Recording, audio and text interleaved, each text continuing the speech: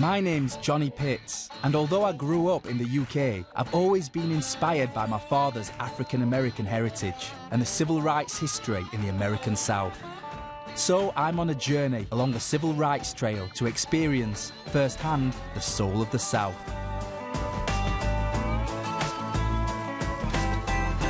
Today I'm in Mississippi, starting my journey in the town of Indianola. The B.B. King Museum here in Indianola is a place dedicated to showcasing the blues icon and the musical heritage of the Mississippi Delta.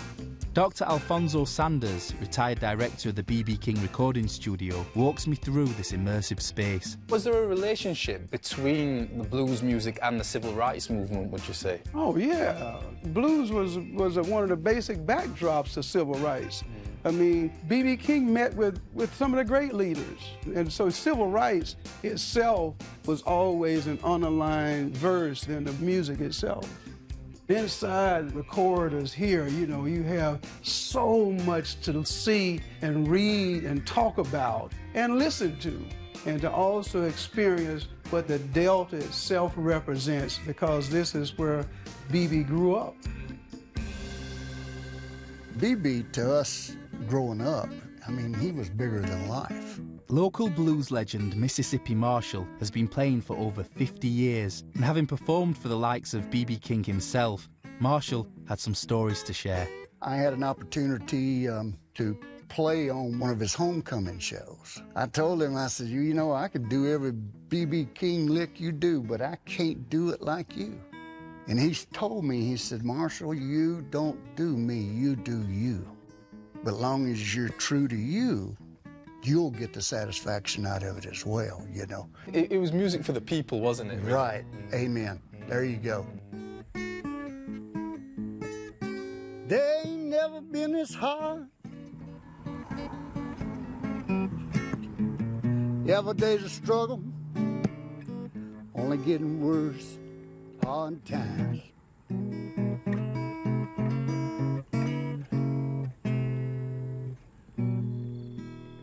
In Mississippi, stories of hardship and struggle have historically always been expressed through the music.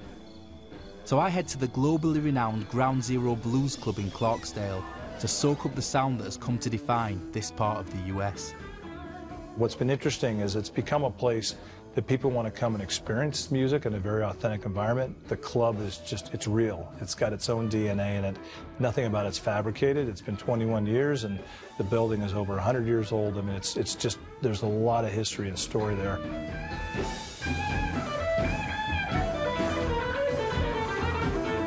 The club's not big. We hold about 175 folks comfortably, and it's usually packed every Friday and Saturday night.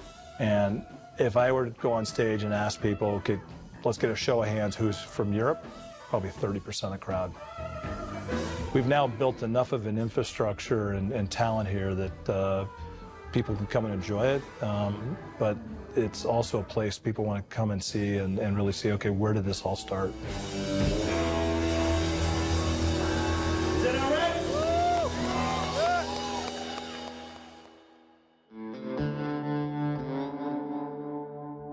Now I'm in the town of Sumner to speak with Education Director Benjamin Salisbury. We discuss the infamous death of young African-American teenager Emmett Till back in 1955, whose body was found washed up on the banks of the Tallahatchie River. At the time, despite overwhelming evidence, this young boy's assailants were found not guilty, and for many, this event became a turning point in the struggle for civil rights. What we hope people gain from coming into this space in particular is the ability to find footing in history that can't be replaced by way of just reading it. Nothing really beats or substitutes actually having an opportunity to spend real time in spaces of historical precedence. It's definitely an experience that I won't forget, so thank you, Benjamin. The pleasure was mine. Thank you.